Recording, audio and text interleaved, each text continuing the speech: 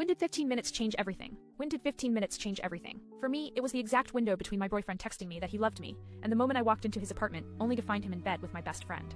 Sounds like a cliché rom-com setup, right? Except, for me, it unraveled into something way darker. And then, finally, a messy, satisfying sort of justice. So here's the backstory. My boyfriend, let's call him Mark, and I had been together for 3 years. We lived together, shared a dog, the whole domestic bliss package. I was genuinely happy, maybe a little blind to some of the red flags. She had a sketchy past with drugs and petty crime in his early 20s, which he swore he left behind. I trusted him because my best friend Emily is complicated. She's been this wild card in my life forever. Sometimes unreliable, sometimes my rock, and no stranger to drama. She's the type who always ends up in toxic relationships or hanging with bad crowds. But I thought she cared about me. She'd never been the outright jealous type, but we hadn't exactly been tight lately.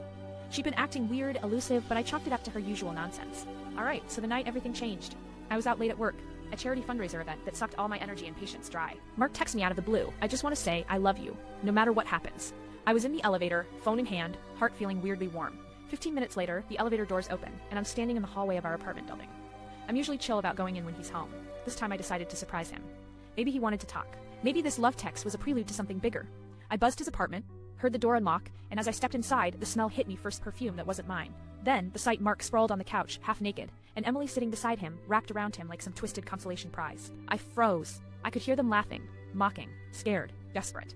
Emily's phone buzzed. I glanced down, and it's a text from someone named Jules reading the cops are downstairs. Get out now!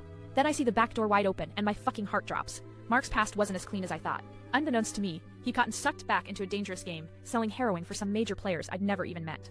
And Emily? She was his mule, or worse, a lookout who owed someone debt, and thought riding with Mark's setup would keep her safe. The cops were onto them, staging a bust based on months of investigation. I stayed quiet, slipped into the kitchen, and called 911.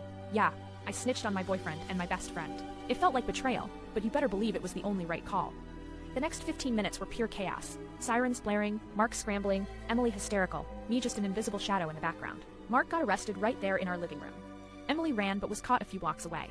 The cops later told me the apartment was a hub for trafficking local junkies, and they'd been scaling up significantly over the last 2 months. That text from Mark about love turned out to be code to move product or something equally sneaky.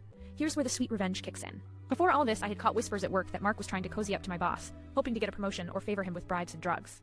Normally, I'd have confronted him directly, but instead I emailed my boss an anonymous tip with screenshots from Mark's texts, details of their drug dealings, his manipulations, and plans to launder money through that company. My boss took swift action, firing Mark and cutting ties immediately. The company of I didn't bite. I blocked her on everything and focused on healing. My life after that 15-minute nightmare was messy, sure, but it was the moment I refused to be the fool anymore, the moment I took control back from the lies, the drugs, and the deceit. It blindsided me, but I survived it, and honestly, I think I ended up stronger because of it. So yeah, sometimes 15 minutes can demolish your world, but it can also build you a new one from the ashes.